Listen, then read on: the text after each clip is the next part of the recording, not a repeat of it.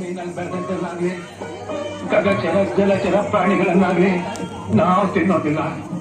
ಮತ್ತೆ ನಾವು ಕಾಪಾಲಿಕರು, ನರಮಾಂಸ ಭಕ್ಷಕರು. ಆಗಲಿ ಸ್ವಾಮಿ, ಶಿವ ಚಕ್ರವರ್ತಿಯ ಹಾಗೆ ನನ್ನ ದೇಹದ ಮಾಂಸವನ್ನೇ ತೆಗೆದು ಅಡಿಗೆ ಮಾಡುತ್ತೆ. ಕೂಡ್ದು ನಿನ್ನ ದೇಹದಿಂದ ಮಾಂಸಖಂಡಗಳನ್ನ ಕಿತ್ತಿದ್ರೆ ನಿನ್ನ ಅವಸಾನವಾಗಿ ನಿನ್ನ ಹೆಂಡತಿ ವಿಧವೆ ಆಗ್ತಾಳೆ. ಶಿವ ಶಾಂತಪ್ಪ, ಹಾಗಾದ್ರೆ ನನ್ನ ದೇಹದ ಮಾಂಸ? ಶಿವ ಕೇಳಲಾರೆ. ನೀನು ಮಾತು ಸುರುಪಡು. ನಿನ್ನ ದೇಹದ ಮಾಂಸ ತಿಂದ್ರೆ ನಮಗೆ ಮಾತು ಹತ್ಯಾ ದೋಷ ಹೇಗೆ ಇರುತ್ತೆ. ಬೇಡ. ನನ್ನ ದೇಹದ ಮಾಂಸವೂ ಕೂಡದು, ನನ್ನ ಧರ್ಮಪತ್ನಿಯ ದೇಹದ ಮಾಂಸವೂ ಕೂಡದು. ಇನ್ನು ನಮ್ಮವರಾಗಿ ಉಳಿದಿರುವುದು ನಮ್ಮ ಮಗ ಶಂಕರ. ನಿಮ್ಮ ಮಗನ ಮಾಂಸ ಆಗಬಹುದು. ದೇಹದಲ್ಲೆಲ್ಲ ಶ್ರೇಷ್ಠವಾದ್ದು ಯಾವುದು? ಸರ್ವೇಂದ್ರಿಯಾಣಂ ಶಿರಃಪ್ರಧಾನ ಶಿರಸ್ಸು. ನೀವಿಬ್ರು ಶುಚಿರ್ಭೂತರಾಗಿ ಶುಭ್ರವಾದ ವಸ್ತ್ರಗಳನ್ನು ಉಟ್ಟು ಶಿರೋಭಾಗವನ್ನ ಮೃದುವಾಗಿ ಕುಟ್ಟಿ ಹದವಾಗಿ ಬೇಯಿಸಿ ನೀಡಬೇಕು. ಕುಟ್ಟುವಾಗಲಿ ಬೇಯಿಸುವಾಗಲಿ ಕಣ್ಣಿಂದ ಒಂದು ಹನಿ ನೀರು ಬಿದ್ದರೂ ನಿರ್ಮಾಲ್ಯವಾಗುತ್ತೆ. ನಾವದನ್ನು ತಿನ್ನೋದಿಲ್ಲ. ಎಚ್ಚರ. ಯಾಕಾಗ ಒಬ್ಬರು ಮುಖ ಒಬ್ಬರು ನೋಡ್ತಾ ನಿಂತ್ಕೊಡ್ರಿ. ಆಗದೆ ಇದ್ದರೆ ಹೇಳ್ಬಿಡಿ. ನಿಮ್ಗೆ ಮುಗ್ಧವಾದ ಶಾಪ ಕೊಟ್ಟು ನಾವು ನಿರಾಹಾರದ ವ್ರತದಿಂದ ಕಾಯ್ತೀವಿ. ಸ್ವಾಮಿ, ಗುರುಕುಲಕ್ಕೆ ಹೋಗಿ ಶಂಕರನ್ ಕರ್ಕೊಂಬಂದು ತಾವು ಸ್ವಲ್ಪ ವಿಶ್ರಾಂತಿ ತಗೊಳ್ಳಿ. ತಮ್ಮ ಭೋಜನಕ್ಕೆಲ್ಲ ಸಿದ್ಧ ಮಾಡ್ತೀವಿ.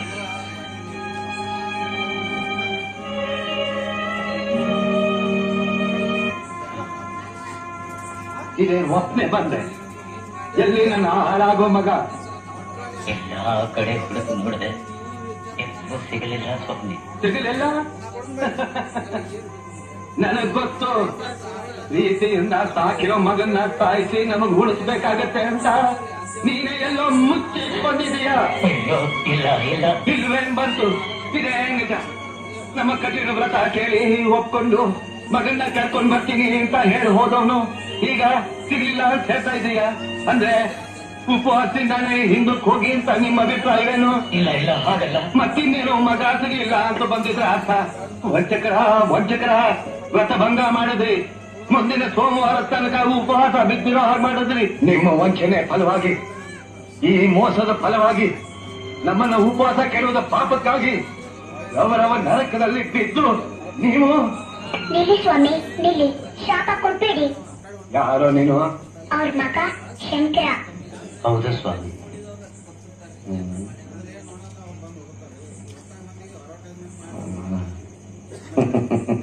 ಮೈ ಕೈ ತುಂಬಿಕೊಂಡು ಚೆನ್ನಾಗಿದ್ದೀಯ. ಸೂರ್ಯ ಮುಳುಗಕ್ಕೆ 4 ಗಂಟೆ, ಅಷ್ಟಕ್ಕೆ 20 ನಮಗೆ ಎಂತ ಭೋಜನ ಮಾಡಿಸೋದಕ್ಕೆ ನಿಮ್ಮ ಅಪ್ಪ ಅಮ್ಮ ಒಪ್ಕೊಂಡಿದ್ದಾರೆ ಗೊತ್ತಾ? ನನ್ಗೆಲ್ಲ ಗೊತ್ತು ಸ್ವಾಮಿ. ದಯವಿಟ್ಟು ಕೂತ್ಕೊಳ್ಳಿ, ನಾನು ಅಡುಗೆ ಮಾಡಿಸ್ತೀನಿ.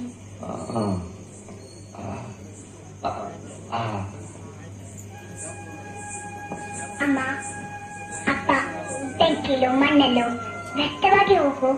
ಈ ದೇಹ ಒಕ್ಕಸಿವೆ ನೀಗ್ಸೋದಕ್ಕೆ ಉಪಯೋಗ ಆಗೋದು. ತುಂಬಾ ಸಂತೋಷ ಅಲ್ವೇ?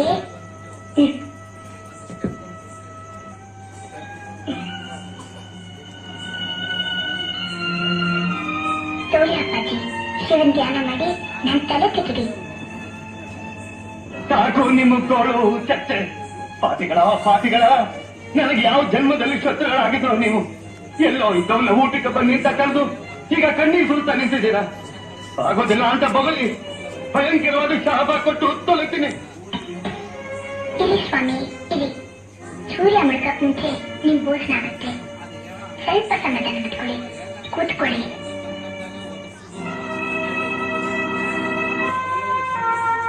ಅಪ್ಪ, ಮಗ ನಮ್ಮ ಸಿಕ್ಕಿ ವ್ರತಭಂಗ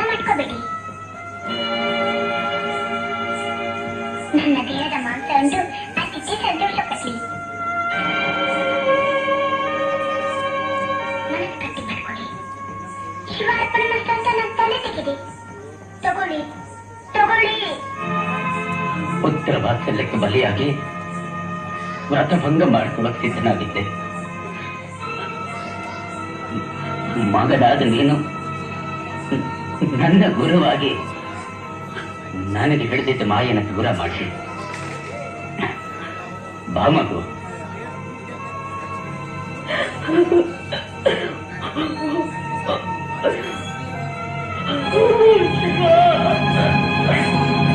ಶಿವಾರ್ಪಣಮಸ್ತು.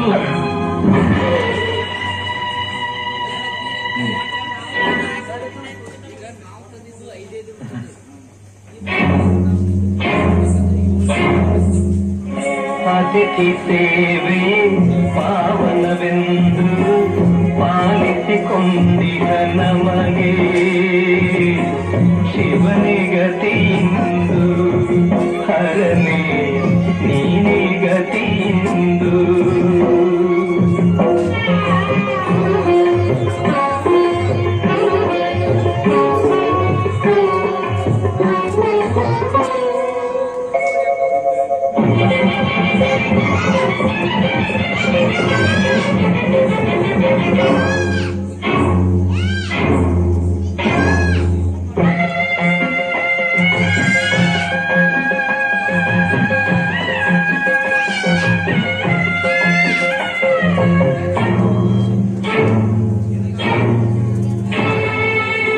ಕಡಿದ ಕಂದನ ಕಡಿದ ಶಿರವ ನೋಡಿಯದೆ ಬಿರಿದು ಉರಿದು, ನೋಡಿಯದೆ ಬಿರಿದು ಉರಿದು.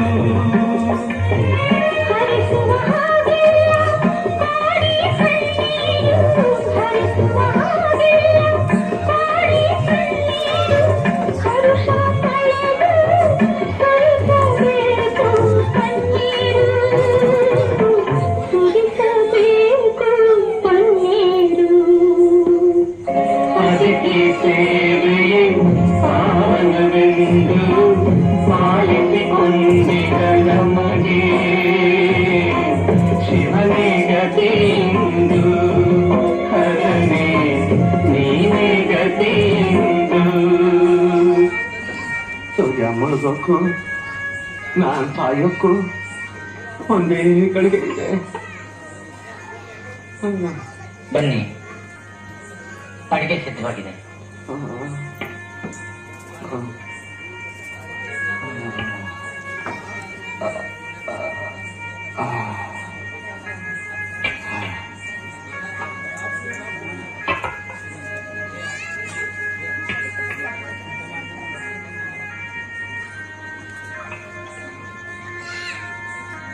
ಶಿವಾರ್ಪಣಮಸ್ತು. ಮತ್ತಿದ್ದೆ ಗುರುದ್ರೋಹಿಯಾಗಿ ಕುಂಬೆ ಪಾಕ ನಲ್ಕುಟ್ಬಿಟ್ಟಾಯಿತೆ. ಅಯ್ಯಯ್ಯೋ, ಮತ್ತೇನಾಗ್ಬೇಕು ಸ್ವಾಮಿ? ಮಕ್ಕಳು ಅಂದ್ರೆ ವಂಶೋದ್ಧಾರಕರು ಇಲ್ಲದ ಮನೆಯಲ್ಲಿ ಉಳ್ಕೊಳ್ಳೋದು ಅಂತ ಗುರುಗಳ ಅಪ್ಪಣೆಯಾಗಿದೆ. ಇದ್ದೊಬ್ಬ ಮಗನ್ನ ಅಡಿಗೆ ಮಾಡಿ ನಿಮಗೆ ನೀಡಿದ್ದೇವೆ. ಈಗ ಹಾಗಾದ್ರೆ ನನಗೆ ಊಟ ಬೇಡ. ಕೂತ್ಕೊಳ್ಳಿ, ನೀವು ಊಟ ಮಾಡ್ಲೇಬೇಕು. ಸಾಧ್ಯವಿಲ್ಲ.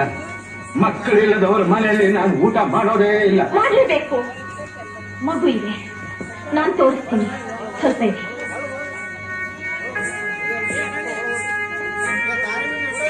ನಾನೀಗ ಗರ್ಭಿಣಿ.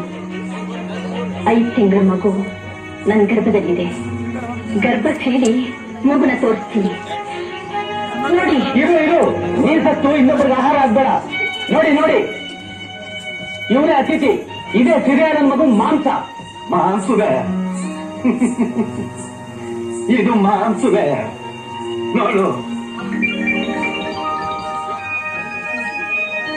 ಹಾಗಾದ್ರೆ ಇವ್ರ ಮಗ ಎಲ್ಲಿ? ಎಲ್ಲೋ ಆಡ್ತಿರ್ಬೇಕು. ಕೂಗಮ್ಮ, ನಿನ್ನ ಮಗನ್ನ ಕೂಗು. ನಿನ್ನ ಮಗನ್ನ ನೋಡಿ ಈ ಮುಟ್ಟಾಳು ನಿಜ ತಿಳ್ಕೊಳ್ಳಿ.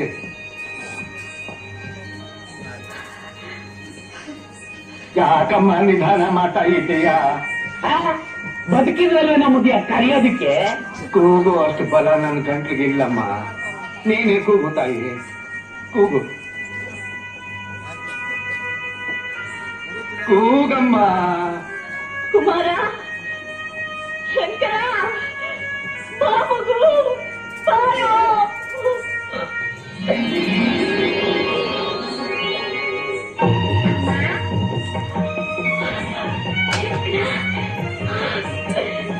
ಬಾರೋ,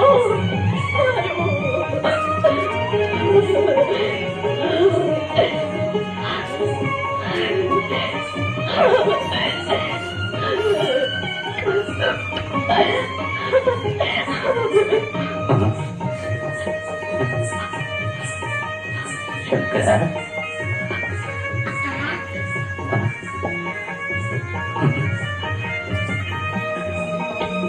ಆಶ್ಚರ್ಯ, ಪರಮಾಶ್ಚರ್ಯ, ನಿಜಲ್ಲೇ ದರಿದ್ರಾಶ್ಚರ್ಯ. ಆಶ್ಚರ್ಯವೂ ಇಲ್ಲ, ಏನೂ ಇಲ್ಲ. ನಿನ್ನ ದುಷ್ಟ ಬುದ್ಧಿಗೆ ತಕ್ಕಾಗ ಸುಳ್ಳು ಬಗದೆ. ಸರಿಯಾದ ನಮ್ಮ ಅಪರಾಧಗಳನ್ನ ಕ್ಷಮಿಸು. ಕಾಲ ಬಿದ್ದು ಕ್ಷಮೆ ಕೇಳ್ಕೊಡ್ರಿ. ಬೀಳ್ರಿ. ಹಿರಿಯ, ನನ್ನ ಅಪರಾಧ ಕ್ಷಮಿಸಿ. ನಿಮ್ಮ ಅತಿಥಿ ಸೇವೆಯನ್ನು ನೀವು ಮಾಡ್ತೀವಿ. ನಡ್ರೆ ನಮ್ಮ ಗುಂಪಿನ ಜನರು ಹೇಳ್ತಾ ಇದ್ದಾರೆ, ನಾನು ಹೇಳ್ತಾ ಇದ್ದೀನಿ. ಇನ್ಯಾಕೆ ಹೋಗೋಣ, ನಡ್ರಿ.